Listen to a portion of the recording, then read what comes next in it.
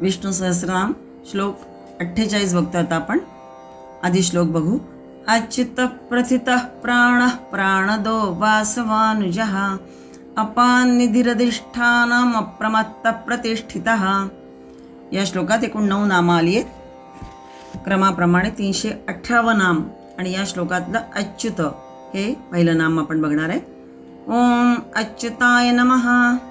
षड्भाव विकार रहित्वात् अच्युतः शाश्वतं शिवमच्युतम् इति श्रुतेः.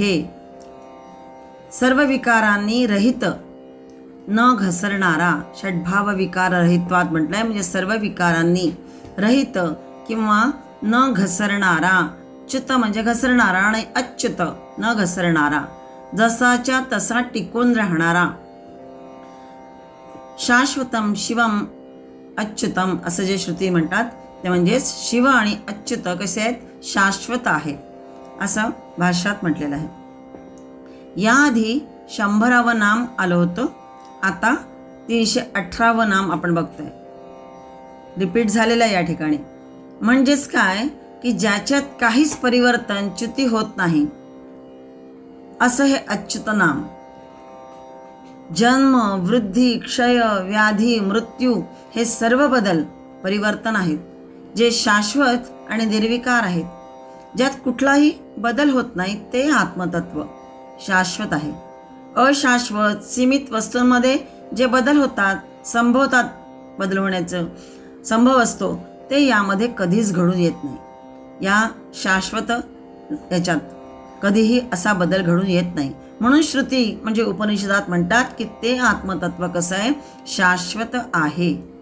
परमात्म्याची जितकी म्हणून नामे आहेत ती निर्गुणपर वा सगुणपर अशी विविध आहेत. परमात्म्याचे निर्गुणपर नामे आहेत. त्यात अच्युत हे नाम प्रसिद्ध आहे. श्रीमद शंकराचार्यांचं तर हे अत्यंत लाडकं नाम आहे. अच्युतम केशवम रामनारायणम कृष्णदामोदरम वासुदेवम हरी म्हणून आणि श्रीधरम माधवम गोपिका वल्लभम जानकी नायकम रामचंद्रम भजे असं म्हणून त्याला आळवतात. ते अच्युताष्टक हे रामकृष्णपर आहे. श्रीमद शंकराचार्यांचं हे अच्युताष्टक प्रसिद्ध आहे. पण सगुणाच्या डोक्यावर शंकराचार्यांनी निर्गुण ठेवून दिले आहे. म्हणूनच ते अच्युत नामाने आरंभ करतात. अच्युतम केशवम जो सुरुवात केलेली आहे ते अच्युत नामाने आरंभ करतात. त्याच नावाने अष्टक प्रसिद्धही आहे. ह्यातच शांकरी मेघ आहे असं म्हटलं जातं. अच्युतचा विशेष अर्थ बघितला तर अच्युत, च्युत म्हणजे ढळतो, अधोगती, घसरणे या अर्थाने, आणि अ लागलाय आधी म्हणजे नकारार्थी अर्थ तो जो तिथून ढळत नाही, सहज स्थितीपासून ढळला नाही, तो म्हणजे स्थिर आहे, अटल आहे, शाश्वत आहे. तो कोण, तर तो कूटस्थ परमात्मा होय. अच्युत भाव म्हणजे तुरीय भाव. स्थिर अटल म्हणजे ज्याचा नाश होत नाही असा अविनाशी. स्थिर सदैव म्हणजे शाश्वत, नित्य अमर जो चुकत नाही, ज्याच्यात कधी त्रुटी नाहीत, जो कधीही विचलित होत नाही, अविचल आहे. हे सगळे गुण त्या एका परमात्मा विष्णू यांचेच आहेत. आणि म्हणून अच्युत भाव सर्व भावांची क्रीडाभूमी होय. बाकी सगळे भाव कसे आहेत, गतागतकारी. गतागत म्हणजे जाणारे आणि येणारे अशा अर्थाने गतागतकारी, अंतवंत होत. आणि अच्युत भाव हा कसा आहे, सनातन साक्षी आहे. असा जो नित्य शाश्वत असल्याने आदि शंकराचार्य त्याचेच प्रातस्मरण करतात. सर्वारंभी ज्याचे स्मरण करायचे तो हाच अच्युत होय. जगाच्या खो खोच्या खेळातील तो आदी अंतीचा काय आहे, खुंट होय असं म्हटलं आहे. जगाचा जो खो खोचा खेळ आहे तो त्यातील आदी आणि अंतीचा जो खुंट आहे तो म्हणजे कोण, अच्युत. आणि तोच परमपिता परमात्मा भगवान श्री विष्णू होय. सगळ्यांचंच लाडकं नाम हे एक अच्युत होय. आणि म्हणूनच या नामातून काही गुण नक्की आपल्याला घेण्यासारखे आहेत की जो चुकत नाही, ज्याच्यात कधी त्रुटी नाही आणि जो कधीही विचलित होत नाही, चंचलता त्याच्यात येत नाही. असे तरी काही गुण आपल्यामध्ये म्हणजे स्थिर, आपल्या विचारांशी, आपल्या वागण्याशी, उत्तम आचार विचारांच्या बाबतीत जो नेहमी स्थिर असतो.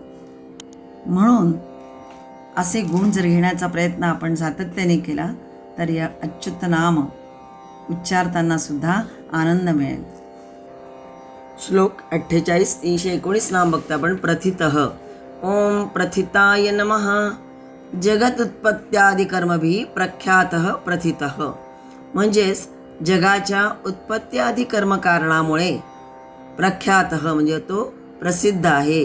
प्रथितः म्हणजे प्रसिद्ध या अर्थाने. यासाठी प्रथित हे नाम त्याचं आलेलं आहे. ज्याची कीर्ती सर्वत्र आहे म्हणून तो प्रथित आहे. कुठे प्रसिद्ध आहे तो? तर तो वेदात म्हणजे शास्त्रात प्रसिद्ध आहे. आणि लोके प्रथितः म्हणजे जनांमध्ये सुद्धा तो प्रसिद्ध आहे. अशा अर्थाचा श्लोक गीतेच्या 15व्या अध्यायामध्ये 18वा श्लोक आलेला आहे की यस्मात्क्षरमतीतोऽहम् अक्षरादपि चोत्तमः अतोऽस्मि लोके वेदे च प्रथित पुरुषोत्तमः.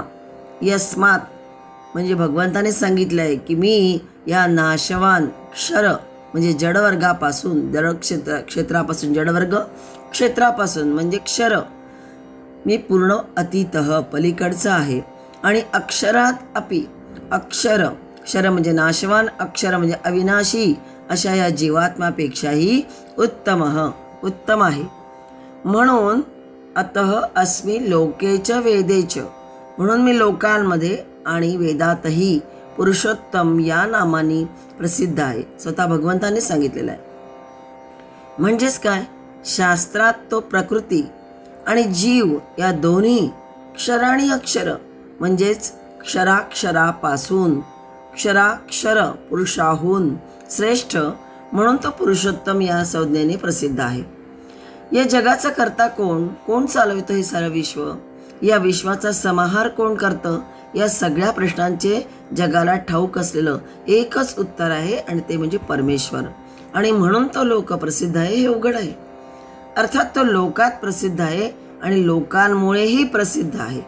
शास्त्रामध्ये या ब्रह्माच्या रहस्याचं उद्घाटन केलेला असा हा श्लोक आहे. भागवत पुराणातील मंगलाचरणाचा प्रथम श्लोक की जन्माद्यस्य यतोऽन्वयादितरतश्चार्थेषु विज्ञस्वरात् तेन ब्रह्महृदाच आदिकवये मुह्यन्ति यस्सूरयः तेजो वारि मृदां यथा विनिमयो यत्र विसर्गो मृषा धाम्ना स्वेन सदा निरस्तकुहकं सत्यं परं धीमहि. भगवंताच्या निमित्त कारण असण्याचं प्रमाण यातून दिलेलं आहे. अन्वयादितरतः अर्थेषु अभिज्ञः या पदाने भगवान सर्वांचे साक्षी आणि कर्ताही होय हे प्रमाणित करणं म्हणजेच काय? तर भगवंतच उपादान कारणही आहे आणि निमित्त कारणही भगवंतच आहे. जन्माद्यस्य म्हटलेलं आहे. भगवान ब्रह्मालाही ज्ञानप्रदायक रूपात स्थापित केलेलं आहे. भगवंतानीच ब्रह्माला जो सृष्टीकर्ता आहे त्यालाही ज्ञानप्रदायक रूपात स्थापित केलं आहे. अर्थात मग ज्ञानाचं मूलस्रोत कोण आहे? तर भगवंतच होय. ज्याप्रमाणे वेदवाणी भगवंताचीच वाणी होऊन कशी झाली आहे? अपौरुषेय आहे. त्याप्रमाणे भगवंताचे नाम, लीला, रूप, धाम याने युक्त जे आहे त्या सगळ्या भागवतांमधील मधुर कथासुद्धा आपल्यातील मोह म्हणजे अज्ञान दूर करो, तो भगवंतच दूर करतील असा हा श्लोक आहे. आणि म्हणून सत्यम परम धीमहि, आपल्या स्वयंप्रकाश ज्योतीने मुक्त करणाऱ्या त्या परम सत्यरूप परमात्म्याचं ध्यान करावं. धीमहि म्हटलं म्हणजे ध्यान करावं. हे अशा प्रकारचा श्लोक भागवतात मंगलाचरणाच्या याच्यात पहिला श्लोक आलेला आहे. म्हणून लोकावरूनच त्याचं अनुमान केलंय. तो वेद प्रसिद्ध आहे कारण वेदच त्याचे प्रतिपादन करतात. वेद म्हणतात म्हणून तो आहे म्हणावयाचा, नाहीतर तो आहे कशावरून? जगाला काही तो कुठे उपलब्ध होत नाही. लोक आहे म्हणून तो असला पाहिजे. लोक नाहीसे होतील आणि नव्हते म्हणूनही तो असलाच पाहिजे. असा तो लोक प्रसिद्ध आहे.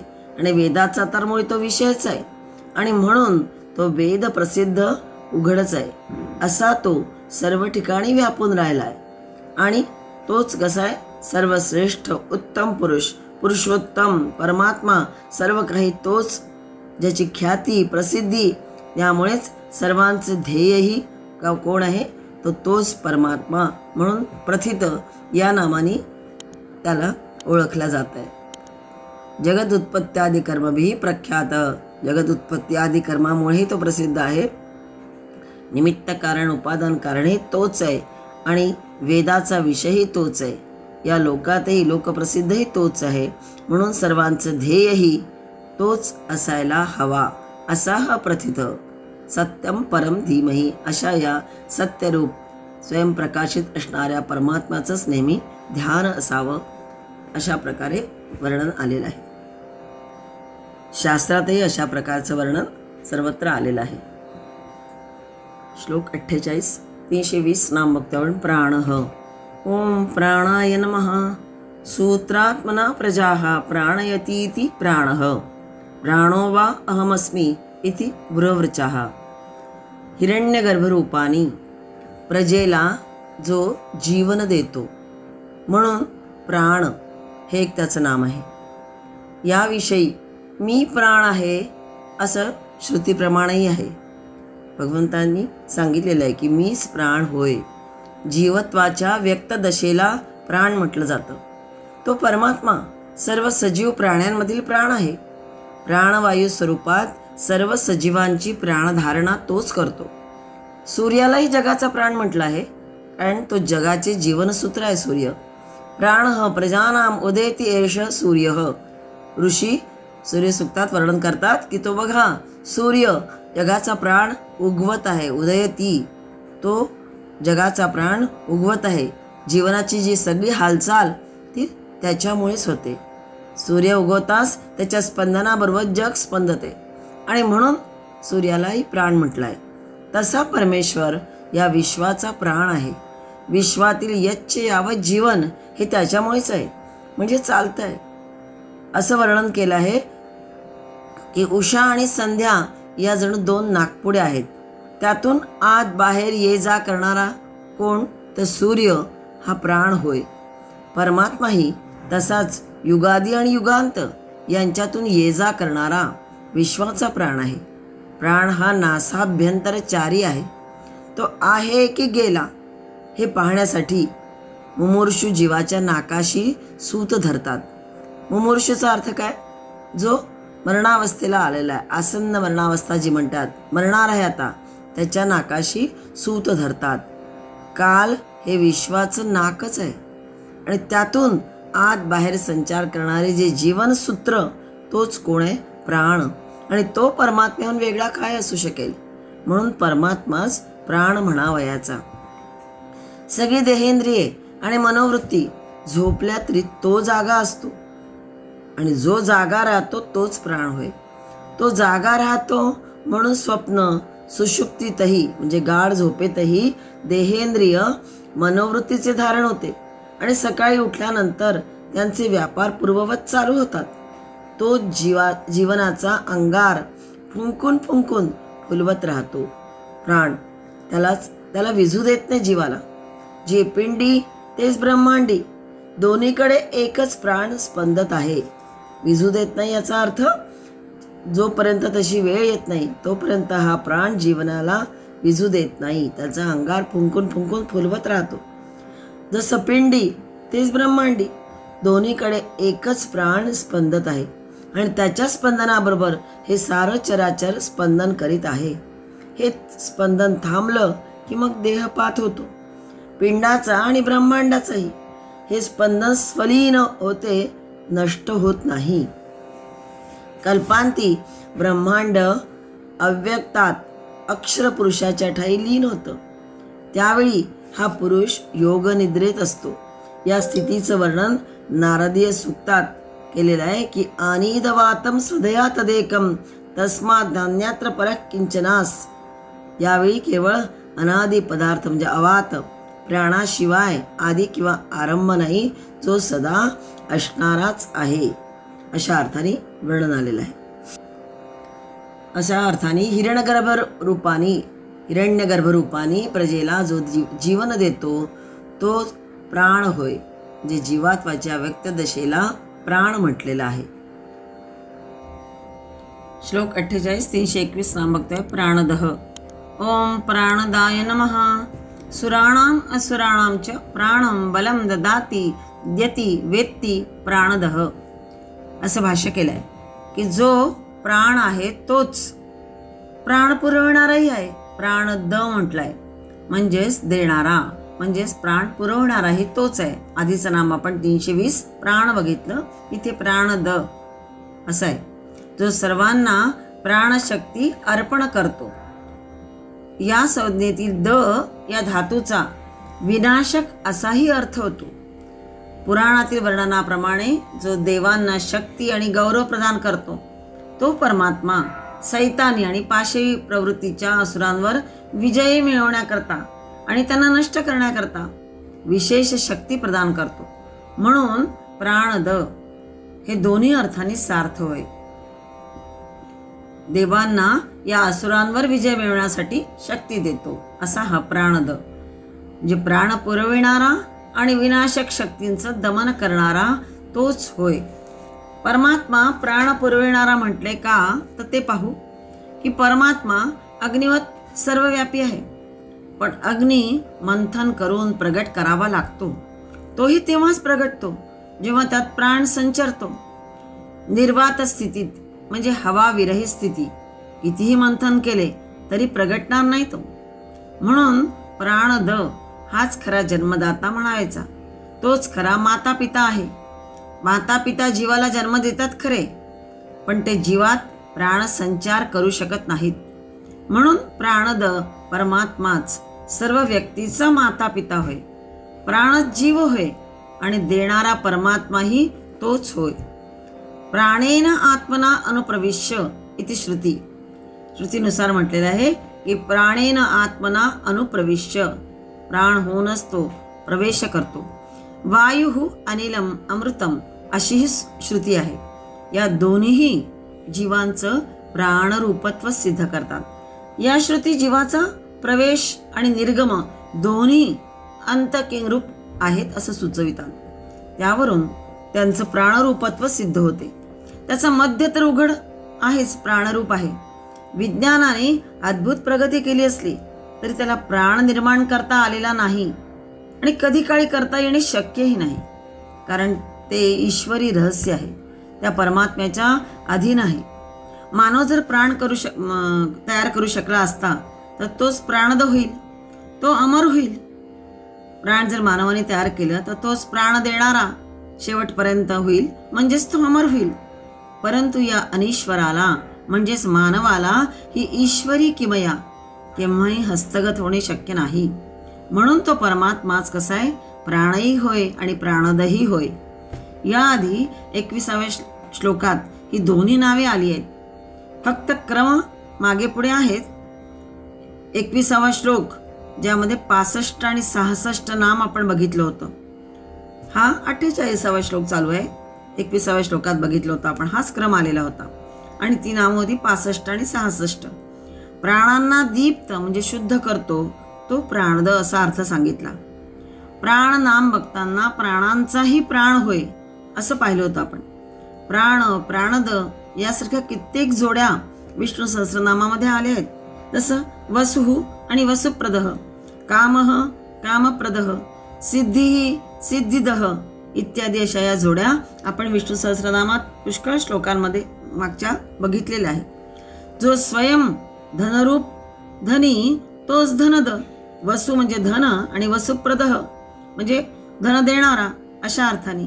व्यक्तीच्या दृष्टीने पाहता जीवनातील उदात्त मूल्ये रुजविण्याकरता शक्ती देणारा तोच प्राणद होय. तोच परमात्मा श्री महाविष्णू होय. सुराणाम असुराणाम च प्राणम बलम ददाती द्यती वेत्ती प्राणदः. म्हणजे तो प्राण पुरवणाराही आहे आणि प्राणही तोच आहे. प्राणशक्तीही तोच अर्पण करतो अशा अर्थाने. आणि द म्हणजे विनाशक असा अर्थ घेतला तर असुरी शक्तींचा नाश करण्यासाठी देवांना तशी शक्ती गौरव तो प्रदान करतो, म्हणूनही प्राणद. श्लोक 48 322 नाम. वासवानुजः. ओम वासवानुजाय नमः. अदित्यां कश्यपान् वासवस्यानुजो जात इति वासवानुजः. आदि शंकराचार्यांनी भाष्य केलेलं आहे की कश्यप पत्नी अदितीचा मुलगा ज्यांनी वामनावतारामध्ये भगवंतानी अदितीच्या पोटी जन्म घेतल्याने भगवान इंद्राचे धाकटे भाऊ झाले, असा त्याचा अर्थ आहे.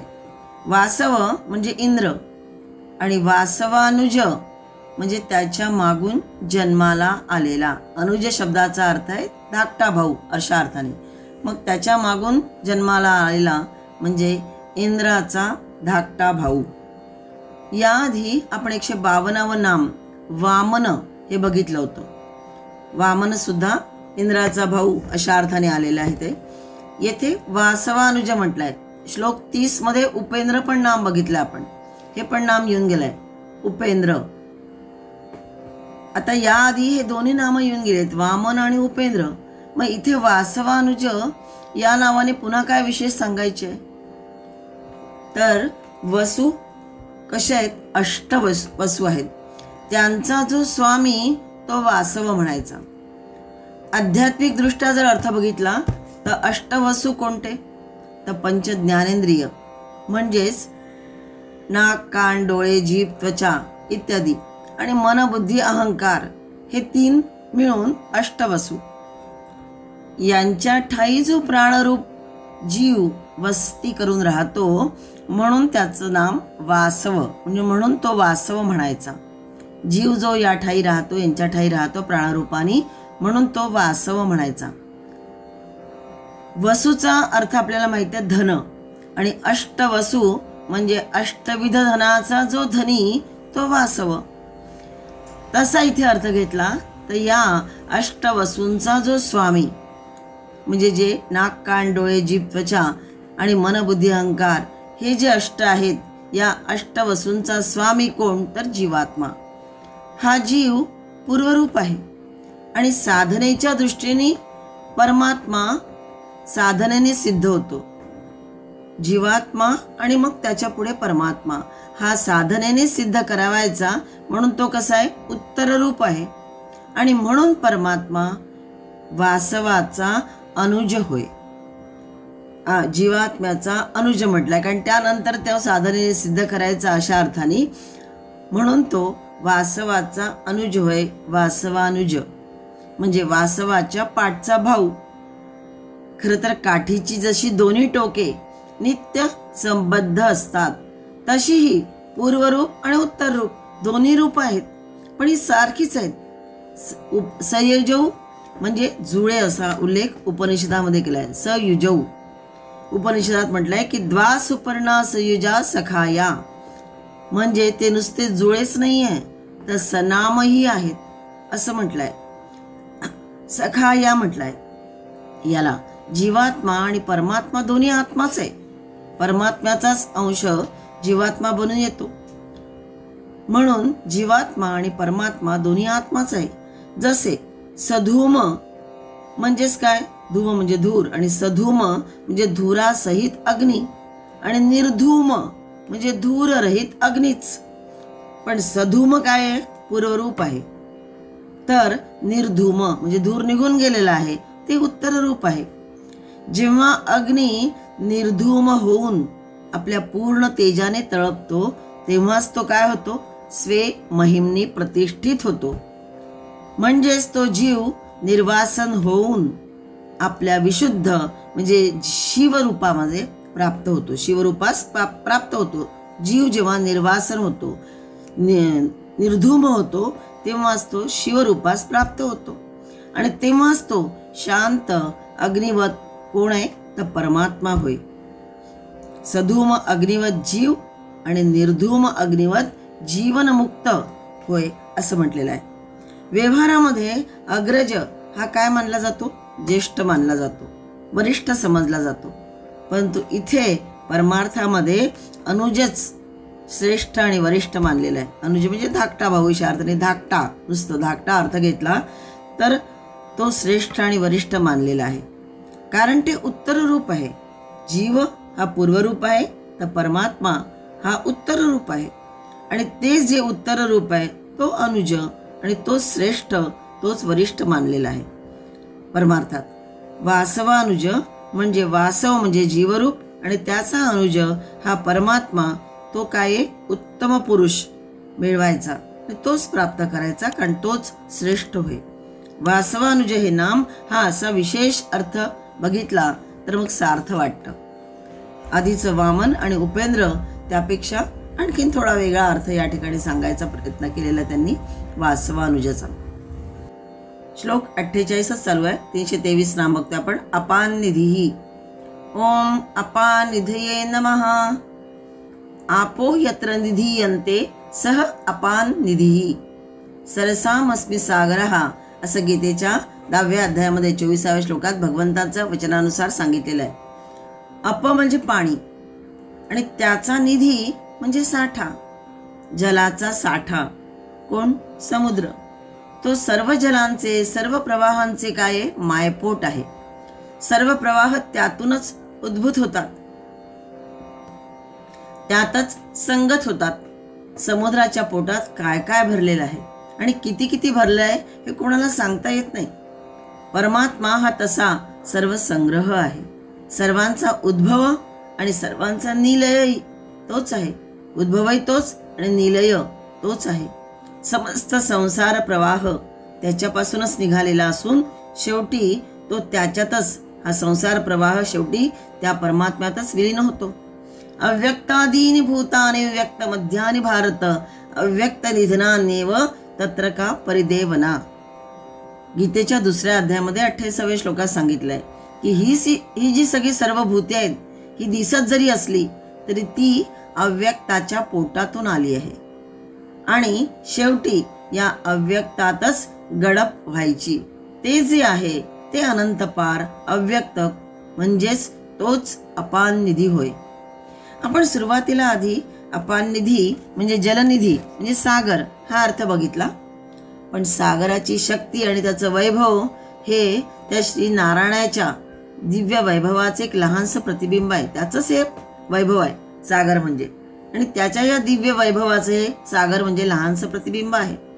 गीतेमध्ये उल्लेख आलेलाच आहे 10व्या अध्यायामध्ये की 24व्या श्लोकात की सरसा मस्मि सागर. हा भगवंत म्हणतात की जलाशयांमधील समुद्र माझीच विभूती समज. खरंच आहे. तसेच हा जो सृष्टीपूर्व अव्यक्तार्णव, अर्णव म्हणजे समुद्र, अव्यक्तार्णव तोच काय आहे? सृष्टी प्रलयोत्तरही एक जिन्सी दिसावयाचा. मध्यंतरी त्यावर सृष्टीचे तरंग बुडबुडे क्षणकाल दिसतात. ही सृष्टी जी दिसते ही त्या अव्यक्तार्णवाचाच तरंग आणि बुडबुडे होय जणू काही क्षणकालासाठी, तेही त्याच्या पृष्ठभागावरच. असा हा एकार्णव परमात्म्याहून वेगळा काय असणार? परमात्म्याचीच ती प्रकृती होय. प्रकृती म्हणजे सहज स्थिती, मूल स्थिती. प्रकृती आणि प्रकृतिमंत ही आपण वेगळी करू शकत नाही. जसे औष्ण्य म्हणजे उष्णता ही अग्नीची प्रकृती आहे, प्रभा ही सूर्याची प्रकृती आहे. उष्णतेविना अग्नीची, प्रभेविना सूर्याची आपण कल्पनाच करू शकत नाही. तसा हा परमात्मा ही अव्यक्त प्रकृती आहे. सर्वांचा उद्भवही तोच, सर्वांचा निलयही तोच.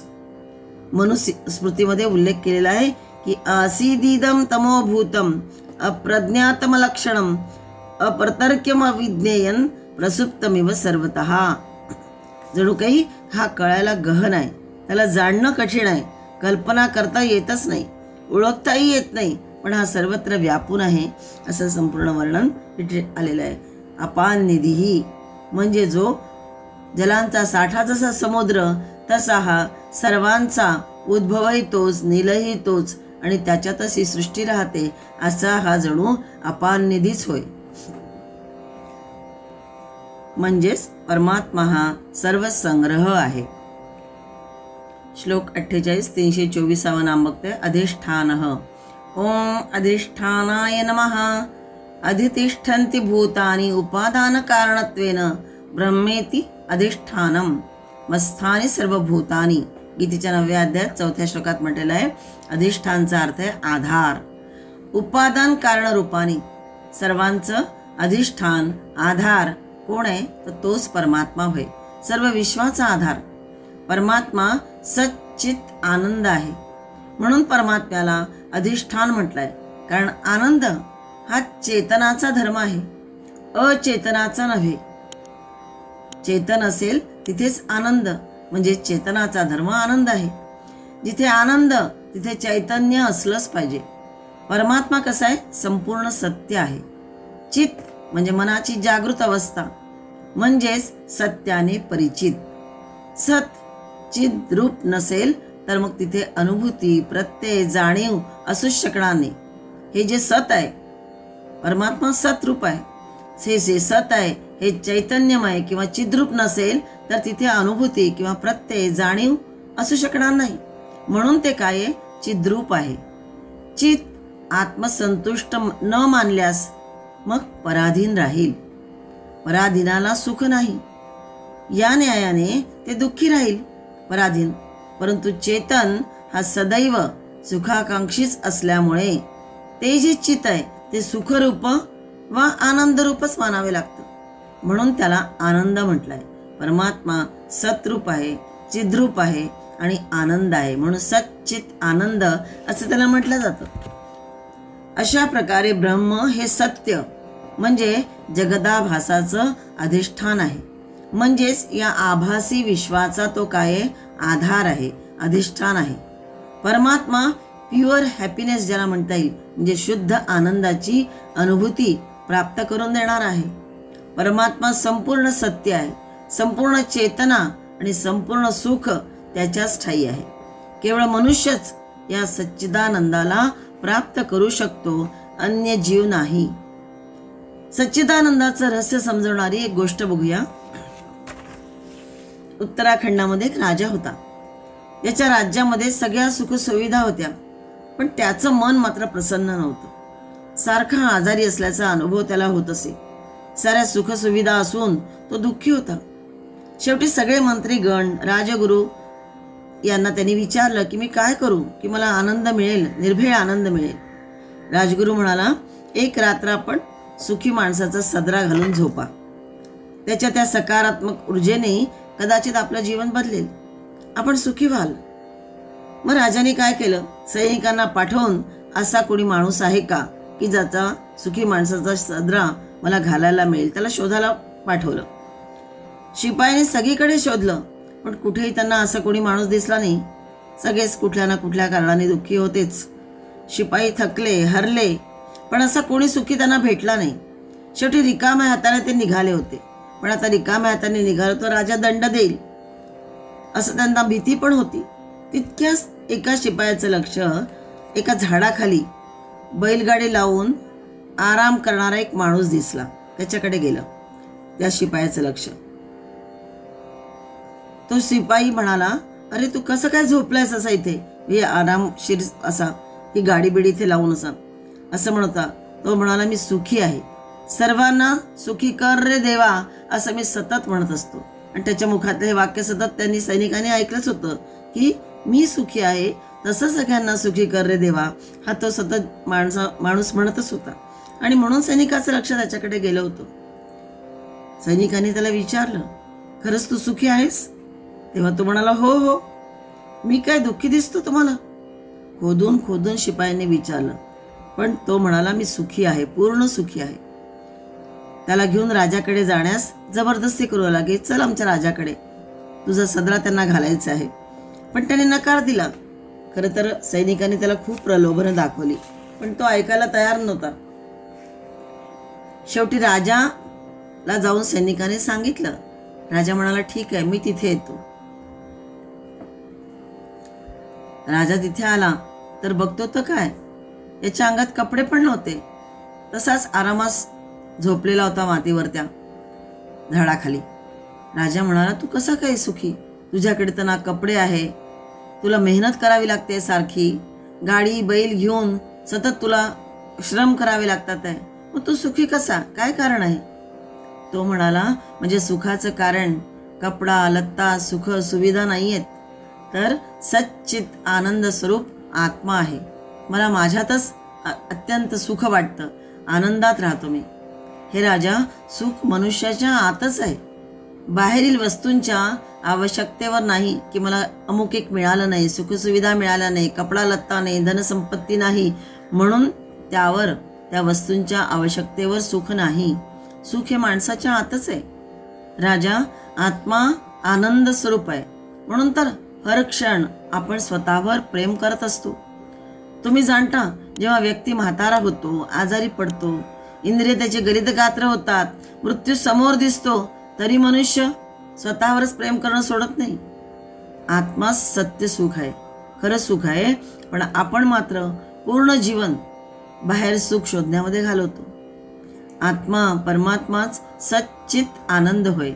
जीवाचं तेच अधिष्ठान आहे. त्याशिवाय सारं व्यर्थ आहे, निरर्थक आहे. हे जेव्हा ऐकतो राजा, तेव्हा तोही आत्मपरीक्षण करायला लागतो. आणि खरंच आहे, तोच अक्षर पुरुष, उत्तम पुरुष, सच्चित आनंद होय. मागच्या अपान निधी या पदानी अव्यक्त प्रकृती सांगितली आणि आता या अधिष्ठान नामानी, या अधिष्ठान पदानी परमात्म्याचं अक्षर पुरुष म्हणजे अविनाशी रूप उत्तम पुरुष जे आहे ते इथे अभिप्रेत आहे. म्हणून हे नाम आलेलं आहे. अपान निधी आणि अधिष्ठान हे दोन जोड नावं या अर्थाने आलेली आहेत. आणि परमात्माच कसं आहे, सर्वाचं अधिष्ठान आहे, आधार आहे आणि तोच सच्चित आनंद आहे. कारण कुठलाही आनंद हा जो आहे तो चेतनाचा धर्म आहे. आणि जिथे आनंद, जिथे चैतन्य, तिथे आनंद असलंच पाहिजे. परमात्मा संपूर्ण सत्य आहे, नंतर चैतन्य रूप आहे आणि संपूर्ण आनंद असणारा आहे. म्हणून सच्चित आनंद परमात्मा होय. म्हणून तोच आपलाही आधार असला पाहिजे. उपासनेचा आधार, उपासनेचं अधिष्ठानही तेच हवं. श्लोक 48, 325 नाम. अप्रमत्तः. ओम अप्रमत्ताय नमः. अधिकारिभ्यः कर्मानुरूपं फलं प्रयच्छन् प्रमाद्यतीति अप्रमत्तः. अप्रमत्तचा अर्थ आहे कधीही चूक न करणारा. कर्मानुरूपम फलम म्हणजे कर्माची फले देताना, प्रयच्छन म्हणजे देताना, जीवांना सुखदुःखाचे भोग भोगावयास लावताना ज्याच्या त्याच्या कर्माप्रमाणे सर्वांना बिनचूक वागवले जाते. म्हणून भगवंताला अप्रमत्तः हे नाम प्राप्त झाले आहे. प्रमत्तचा अर्थ आहे प्रमाद, चूक करणे, आणि त्याच्या आधी अ लागलाय म्हणजे नकारार्थी अर्थ आहे. जो आपल्या कर्तव्यामध्ये प्रमाद न करणारा तो अप्रमत्तः. हा जो प्रमाद होतो तो का होतो, तर मोहामुळे होत असतो. मोह म्हणजे अहंता, ममता. मोह म्हणजे अज्ञान. सामान्य माणसाकडून प्रमाद का होतो, तर हा देह म्हणजे मी आणि देहासंबंधीचे ते सगळे माझे, अशा धारणेतून जी निष्पन्न वृत्ती, विचार आणि वर्तन ही सगळी मोहाची संतती होय. या मोहमृगजाळामध्ये सारं विश्व जरी बुडाले तरी परमात्मा त्यापासून पूर्ण अलिप्त आहे. कारण तो देहरहित आणि देहाभिमान मुक्त असल्यामुळेच त्याला मी आणि माझे यांचा दुरूनही स्पर्श होऊ शकत नाही. त्यामुळेच तो कसा आहे, अप्रमत्तः म्हटलाय. न्याय करण्यामध्येही तो कधीही चुकत नाही. विश्वामध्ये घडणाऱ्या सर्व घटनांमागे असणारा नियम परमात्मा स्वतःच आहे. तो सर्वांना स्वकर्मानुसार बरे वाईट फळ देतो. त्यात कुठेही अणुमात्र देखील पक्षपात होत नाही. फलदानात जसा तो अप्रमत्त आहे तसा तो ज्ञानदानातही अप्रमत्त आहे.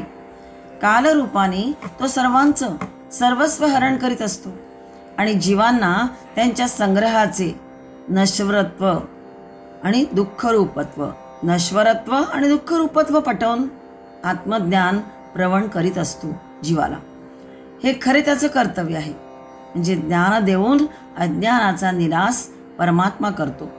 प्रकाश जसा तमाचा लोप करूनच प्रकाशत असतो तसा परमात्मा अज्ञान विध्वंस करूनच स्वे-महिमने प्रतिष्ठित होत असतो, विराजमान होत असतो. आणि ह्या अज्ञान विध्वंसक कार्यात तो सदैव असा असतो, अप्रमत्त असतो, कुठेही चूक करीत नाही. जीव सदैव प्रमत्त आहे तसा परमात्मा सदैव अप्रमत्त आहे. म्हणूनच म्हटलं आहे की प्रमत्त मुच्चैरिति कृत्य चिंतया प्रवृद्ध लोभम विषयेषु लालसम अप्रमत्तः सहसाभिपद्यसे क्षुल्ली लिहानो हि रिवाकुमंतकः. म्हणजे प्रमत्त जीव जेव्हा मोहात अडकून नको त्या चुका करत जातो, त्यावेळी हा अप्रमत्त परमात्मा त्याला सुधारण्याची संधी अनुभव देऊन देत असतो. त्यांनी केलेल्या जो साठा असतो तो कसा नश्वर आहे, कसा दुःख देणारा आहे, हे पुन्हा पुन्हा अनुभव देऊन ते पटवीत असतो.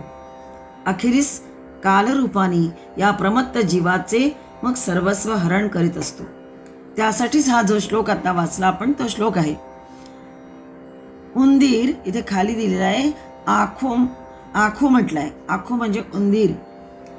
जो उंदीर खमंग पदार्थ खायला धडपडत असतो, जिभल्या चाटणारा सर्प मात्र त्याला गट्ट करायला टपून बसला आहे. म्हणजे उंदराच्या तोंडात पदार्थ पडण्याआधीच तो सर्पाच्या मुखात उंदीर पडून जातो. म्हणजे सर्प त्याच्यावर टपलेलाच असतो.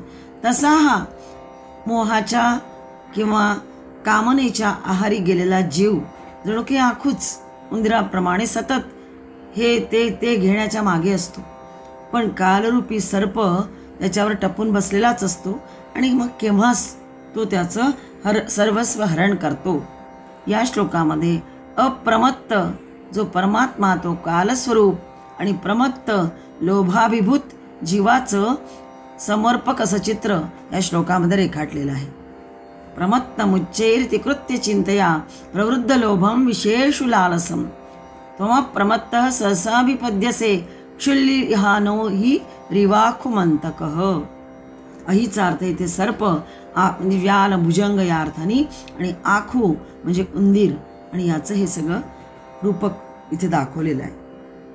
श्लोक 48 326 नाम बघतोय. प्रतिष्ठितः. ओम प्रतिष्ठिताय नमः. स्वे महिम्नि स्थितः प्रतिष्ठितः. सः भगवः कस्मिन् प्रतिष्ठित इति स्वे महिम्नि इति श्रुतेः. आपल्या महिम्यामध्ये, महिम्नि म्हटलंय, आपल्या महिम्यात पूर्णपणे स्थिर असणारा तो प्रतिष्ठित. श्रुतीनुसार भगवान कशा स्थित आहे? सह भगवः कस्मिन् प्रतिष्ठित असा प्रश्न विचारलेला आहे आणि म्हणून श्रुतीनुसार प्रश्न आहे आणि तसंच उत्तर दिलं आहे की स्वे महिम्नि, आपल्या महिम्यामध्येच तो प्रतिष्ठित आहे, स्थिर आहे. जगातील प्रत्येक वस्तू आपलं कार्य करण्याकरता दुसऱ्या कोणत्या ना कोणत्या कारणावर अवलंबून असते, परंतु परमात्मा मात्र ज्याला स्वतःला कुठलंही कारण नाही असं आदी कारण तोच आहे. सर्वांचं अंतिम आणि आदी कारण तोच असल्यामुळे स्वतः वाचून दुसऱ्या कशाचाही अवलंब आश्रय त्याला घ्यावा लागत नाही. म्हणजेच त्याला कशाचा आधार नाही.